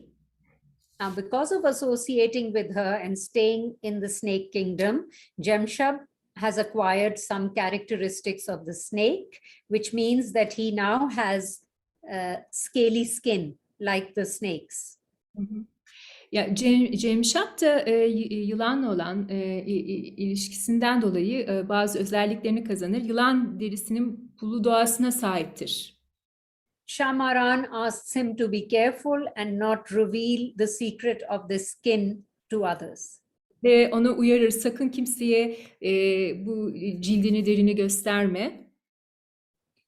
When Jemshab returns to the city of Mardin, he learns of the king being sick, and all the doctors have declared that to cure this disease of the king, he must consume the flesh of Shahmaran. Ve Cemşap Mardin şehrine döndüğünde öğrenir ki aslında hani sultanları hastadır ve ancak Şahmaran'ın etini yerse bundan şifa bulacaktır. So a royal team is convened to investigate the whereabouts of Shahmaran. Ve başlar bütün krallık içerisinde Şahmaran'ı nerede bulabileceklerine dair araştırmalara başlarlar. All the citizens of Mardin are called for questioning. Herkes sorgulanmaya başlar şehirdeki. And it is known that the one who has any link with Shahmaran will show signs by their scaly skin. Ve bilirler ki Şahmaran'la ilişkisi olanında derisinin pullu olduğunu biliyorlardır. Jemshab tries very hard to escape surveillance because he doesn't want to betray his beloved Shahmaran, but to no avail, and so his secret is discovered. Aslında Cemşap hiç istememektedir kendini ifşa etmek ve ihanet etmek istememektedir ama en nihayetinde bulunur. And unwillingly he leads the king's men to Shahmaran's cave. Ve istemeyerek de olsa onları Şahmaran'ın mağarasına götürür. Shahmaran tells the king that when she is killed, whoever eats her head will die and who eats her tail will live. Ve şöyle bir şekilde Şahmaran söyler, öldürüldüğünde başını yiyenin öleceği, kuyruğunu yiyenin de yaşayacağını söyler. She's cut into pieces and the king eats the tail because he wants to live, while Jemshab eats the head, wanting to die because he is totally heartbroken by the betrayal of his love. Ve böylece kral kuyruğunu yer çünkü yaşamak istemektedir. Cemşap da başını yer çünkü ihanet ettiğini hissetmekte, düşünmektedir. O yüzden de ölmek ister. However, what happens is that the king dies and Jemshab lives, with Shahmaran now transformed into eternal wisdom in him. Ve tam tersi olur. Kral ölür, Cemşap ise hayatta kalır ve Şahmaran'ın o bilgeliğine dönüşmüştür onu da yemiş olarak. Bir And dönüş he becomes the immortally wise one. ve ölümsüz bilge bir kişi olur. So some of you may have already intuited the symbolism behind this story, but let me just spell it out for you. So Jamshab, the name, again, like I said, that names are significant, can be divided into two words. Jam, which in Arabic means union, and Shab in Persian means night. So the night of union, or the Shab-e Urus, or Wisal. Hı hı. Burada da buradaki sezgisel olarak hikayenin ne anlattığını anlaşılmış olması mümkündür. Tekrar kelimenin etimolojisine bakarsak cem şap. Cem Arapçada cem olmak, bir olmak, birlik olmak daha doğrusu birlik olmaktır. Farsçada şap da gece anlamına gelmektedir. O zaman o birleşmenin gecesi, birliğin gecesi şebi arus veya visal de diyebilir. So this story is in fact an allegory of the process of reintegration of the self. Bu bütün hikaye aslında yeniden benliğin yeniden bütünleşme sürecinin bir alegorisidir. The sweetness of meditation leads us to the wisdom body within, which is the Vijnana Maya Kosh of the yogis. The mind beyond the mind. Zihnin ötesindeki zihne kavuşabilmektir aslında buradaki ifade. Burada yogik koşalardan bahsediliyor. Koşa katman, yogi, koşa is a layer as far as I know. Ve vicnana koşa. Yani burada zihin ötesindeki yere geçebilir olmak anlamına gelmekte. Here we are transformed by intuitive knowledge, which leaves its traces upon us. So we develop the scaly skin. Ve bu yılansı deri sembolize edilmesiyle aslında buradan sıyrılarak yani transform olunuyor ve sezgisel akla doğru bir yolculuk oluyor. It alters our electromagnetic field. Aynı zamanda bu bizim elektromanyetik alanımızı da değiştiriyor. Now, water, which is the element of life as well as spirit, can show our transformed nature. Yani burada tabii ki sudan bahsediliyor. Hayatın bir unsuru olduğu kadar önemli bir unsuru, yaşam unsuru. Aynı zamanda ruhun da bir dönüştürücü bir etkisi var. The king here signifies the ego self, which is sick and needs healing. Buradaki kral aslında egosal benliği ifade ediyor ve iyileşmeye ihtiyacı var. Hasta olan orası. The only remedy is Shahmaran, which is the internalization of spiritual knowledge. Tek kralın iyileşebilir olması için de Şahmaran'a yani o sonsuz olan o bilgeliğe ihtiyacı var. And then the contrariness, the opposition of meanings in the outer and inner realities is evident in the case of Shahmaran saying that the one who consumes the head will die and the one who eats the tail will live. Ve burada dış ve iç hakikatlerin manalarının zıtlığını görmekteyiz. Hatırladığınız gibi kral başını yiyerek, kuyruğunu yedi ve yaşamak istedi. Cenşap da başını yedi, ölmek istedi ama burada tam tersi gerçekleşti. The tail is a phallic symbol and the mouth is a yonic or womb-like symbol. Buradaki kuyruk bu fallik sembolünü ifade ediyor. Ağız ise yonik veya rahim benzeri bir sembolize anlamı var. The Ouroboros, being a symbol of the continuous cycle of life, is also a symbol of fertility. Ve Ouroboros'u hatırlarsak bu dönen ağzına yılanın ağzına kuyruğunun girmesi Bu aynı zamanda sürekli olan o devamlılığı ifade ediyor. Fertility'yi ifade ediyor. Doğurganlığı ifade ediyor. And the symbol of the serpent eating its own tail shows that the one is born out of the clash of opposites. Ve buradaki yılanın kendi kuyruğunu yemesi aslında dış anlamlarıyla bir ölüm ve tekrar doğumu ifade ediyor dış tarafta. The womb is the earthly, in the earthly dimension is the producer of life, and in the internal dimension, it is the gateway to the eternal.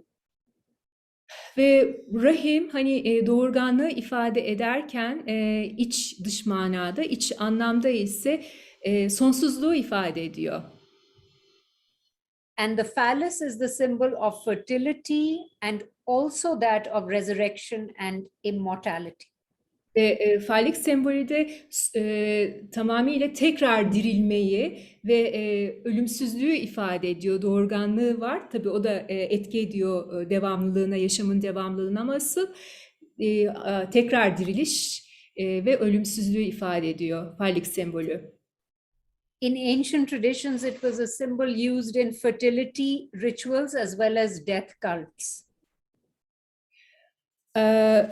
Özellikle farklı inanışlarda ölüm kültlerinde kullanılırdı. The phallic statue is used in the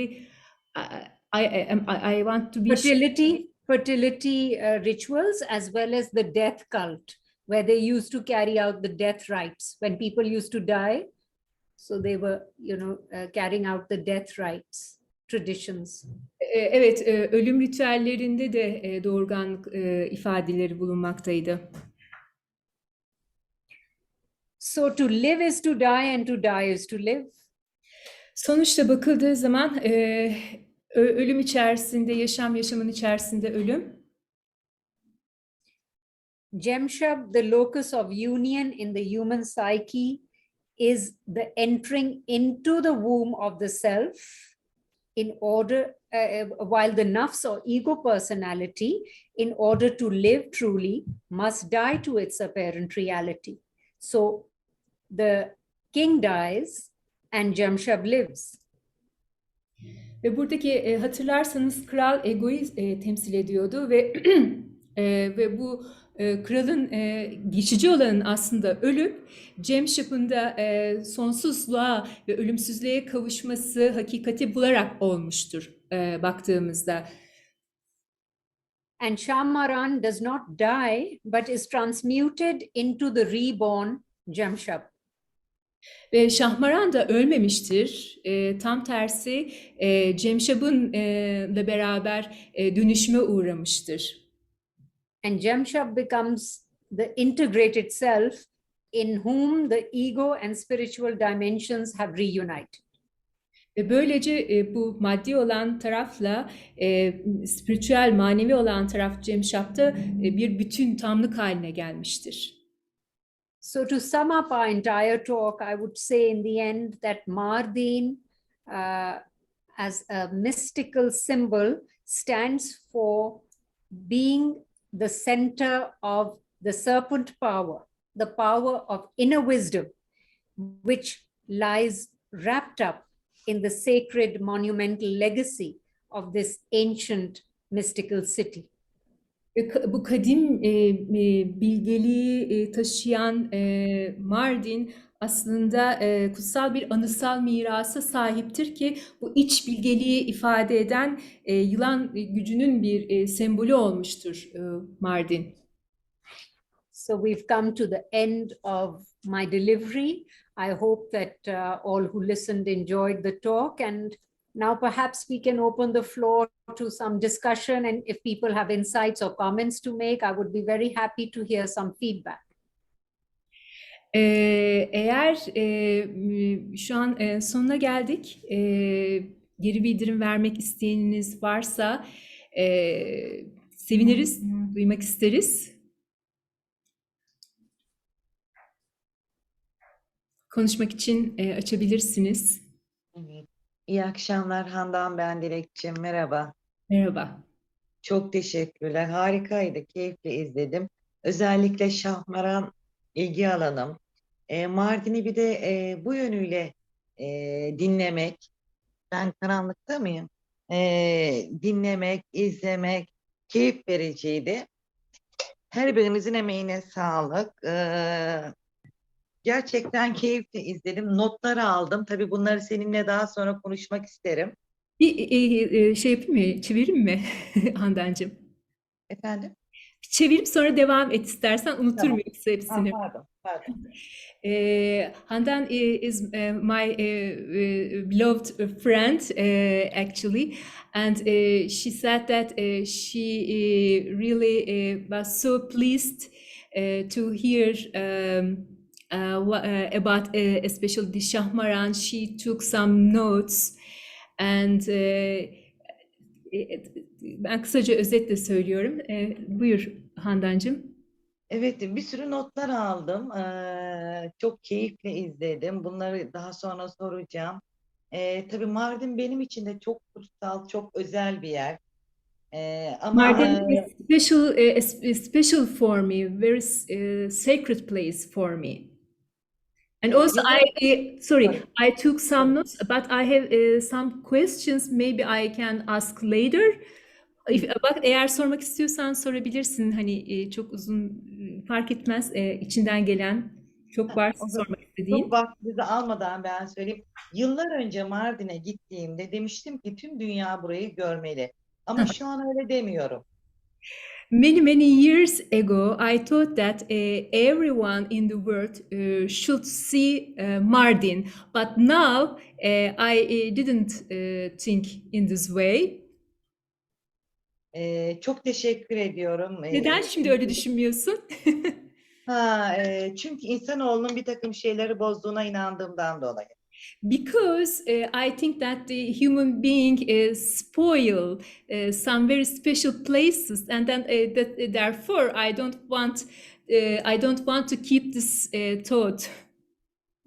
Özellikle o mistizm bozulacak gibi geliyor bana. Aslında söyleyecek çok şey var ama ben hani çok vakit almak istemiyorum.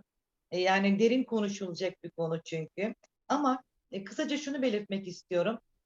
Bunu dinlerken bilmiyorum, biliyor musun Zerzevan Kalesi'ni? Bunu daha sonra sorry. I don't want to take more time, but just I want to ask, do you know Zerzevan, the castle of Zerzevan?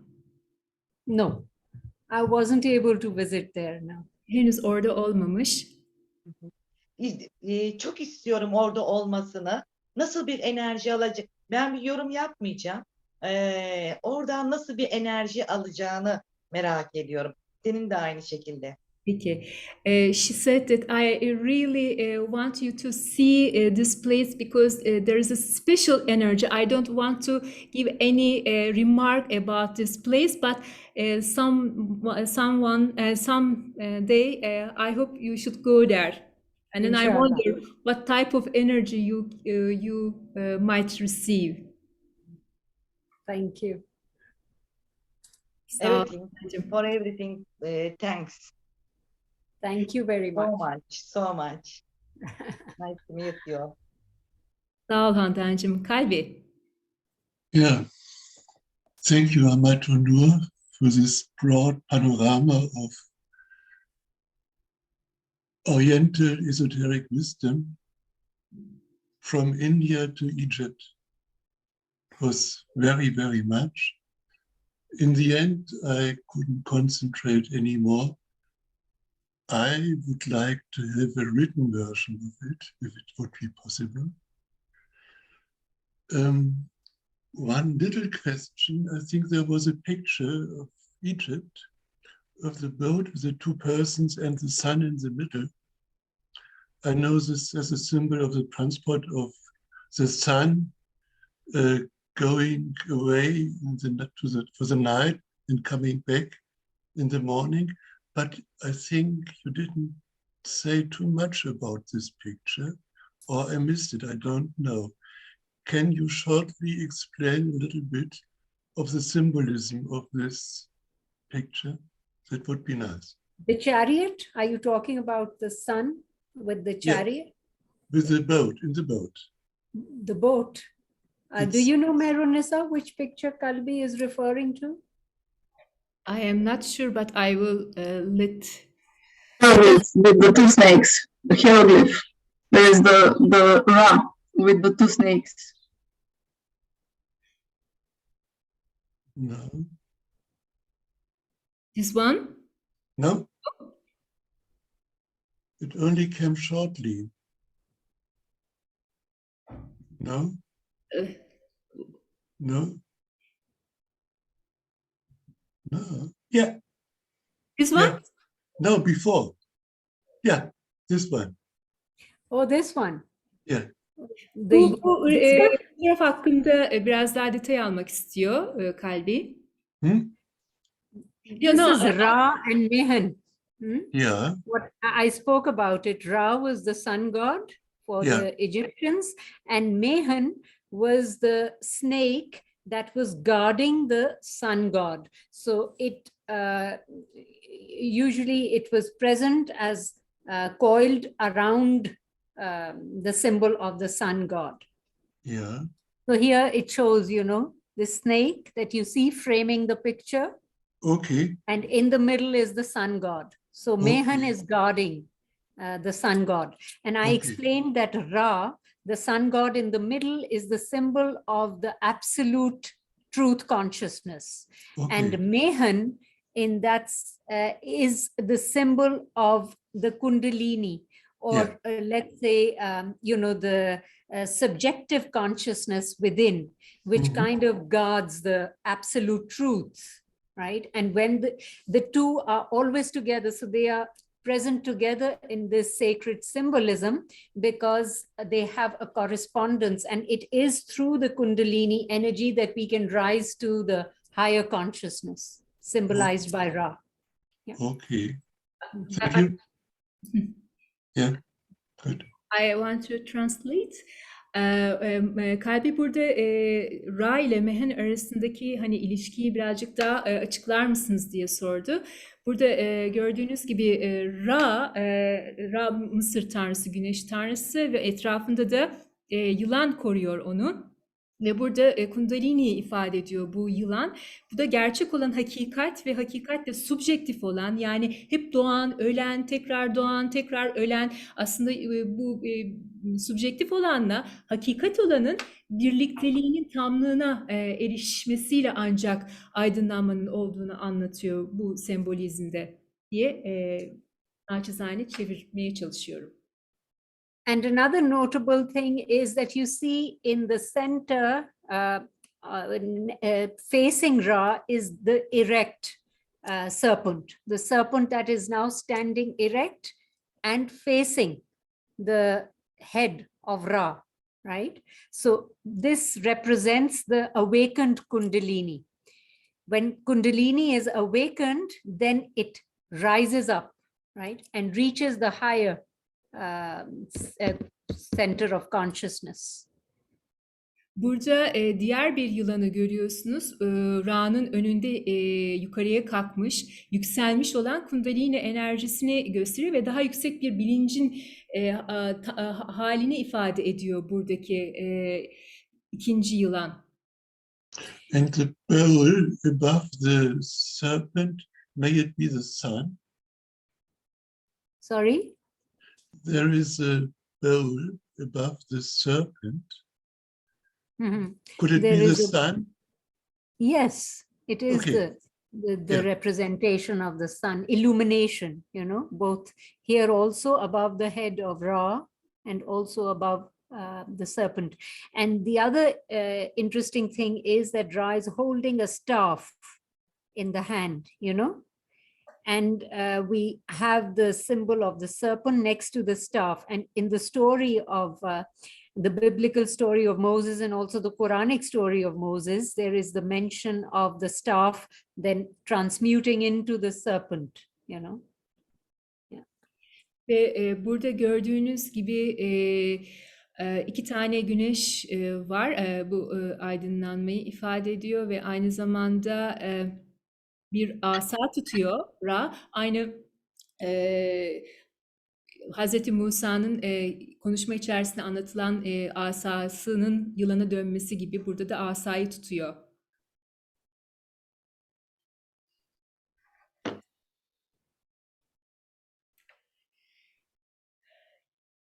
Thank you, Kalbi. Another person. Yes, please, could you open your audio, dear Milan? Yes, can you hear me? Yes. Yes. Yes, hello. I'm sending you my greetings from Austria. I'm Milan. I'm an artist. And I would like to thank you, Dilek and dear Naila. This was, for me, very interesting. The conceptual discourse of Naila transports the richest parallelisms in spiritual history to my own work. I'm artist. Sorry, Milan, artist. Yes, I'm artist. And the work transports a lot of parallelisms to my own work. And I understand Naila very well, and I know exactly what she is talking about. Sorry for interruption. Şunu ifade ediyor. Kendisi bir artist ve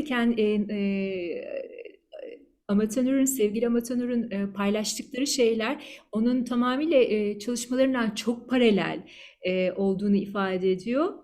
Artist olduğu için ve aynı zamanda o yüzden de ne anlattığını da çok bilincinde olduğunu söylüyor. I am working on an eschatologic museum in Austria.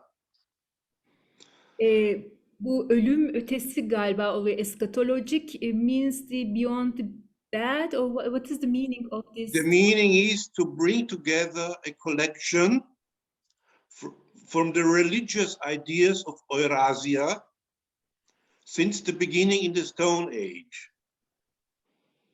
Can you hear me? Yes. Anladığım kadarıyla bu dini sembolizmi veya dini inançları taş devrinden itibaren izleyen bir bilimin içerisinde. I develop a new architecture with the resonance rooms and bring there the historic artifacts, preparing a collection that overviews a 12,000 years old religious history. Ve anladığım kadarıyla you are working in a museum and I'm the founder of the museum. Yeah, all right. I'm working on it. Yes, kendisi hazırlıyor yani o 12.000 yıllık dini inançlarla ilgili olan anladığım kadarıyla objeleri, yanlış anladıysam affedin. Onların üzerinde kendisi artistik çalışmalar yapıyor. I am returning in my work to the origins of the religious ideas, and I come to the history of Turkey, Katalhuyut, Göbekli Tepe. These places where I see the influence of the early matriarchal cults, which I want to show. Evet, yani araştırmaları özetle onu Göbeklitepe'ye, Çatalhöyük'e ve ana tanrıça izlerine kadar götürmüş. The development of early female magic into mythology and then into Oriental religious ideas and then into Christianity and then into Islam is a whole long journey through time. Evet, ve burada bu bütün evrimsel süreçte geçen ta en ilk ancient dediğimiz o kadim çağlardan, Hristiyanlıktan ve Müslümanlığa kadar olan geçen süreçte aslında you mentioned that the female Yes, it's the origin. Evet, yani o dişil enerjinin gücünün etkisini görebilmiş olduğunu söylüyor. And the problem of our time is a lack of spirituality in a new world order, and we have to develop, let's say, the continuity of this very long history. Evet, yani bugünkü dünyamızda bu eksik ve bunun bir devamlılığı olduğunu göstermek gerekir. I'm greeting you all, and I will let you know more by the next time from my work. A greeting to Naila, and thank you so much. This was very, very important what you said. Thank you so much. Thank you very much, Milan. Thank you for being here. It means a lot, and for all your very insightful comments. I'm very grateful, and you inspire me just as much as you said I have inspired you. So Yes. alhamdulillah for that. Thank you. Thank you, dear Naila. Burada karşılıklı birbirlerinden esinlendiklerini söylüyor ve aynı zamanda Milan kendi çalışmalarını hani paylaşmak keyfiyle paylaşmaktan zevk alacağını. Here is the greetings from my garden. This is the herbs, the healing plants of our mythology, of our European, coming from Paracelsus, which I share very much, and I send you this message. Thank you. Thank you. Bazı bahçesindeki anladığım kadarıyla şifalı bitkilerden örnek gösterdi. Bunu göndererek selamlarını iletti.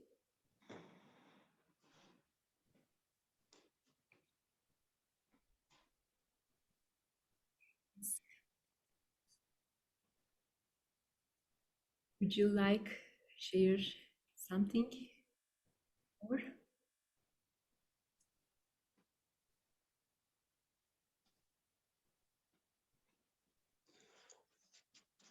Let's say what I was thinking. I inherited a huge field named after the Greek goddess Demeter, which was the second name Ceres in Greek mythology. And this field was owned by my grandfather, whose name was also Demeter. And I want to build the museum there. But if I would know that in Turkey and in Syria, such monasteries exist, I wouldn't need to build it here in Austria. You understand what I mean?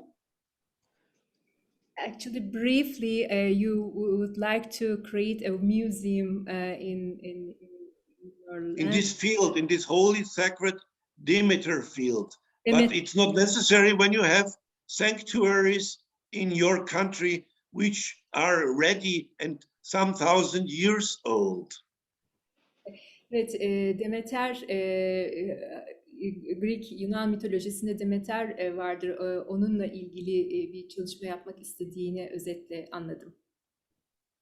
Well, thank you so much for your participations, especially again, really, I want to give a lot of thanks to dear Amat, dear Sheikha. Thank you.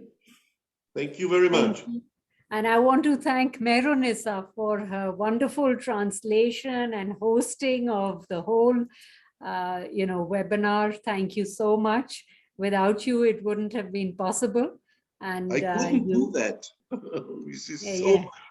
And you did it very, very well. So thank you. Deep gratitude to you, dear Meronissa. Yes. Thank you. This is this verse is for your humbleness. Thank you so much. Thank you. Have a good God bless you all.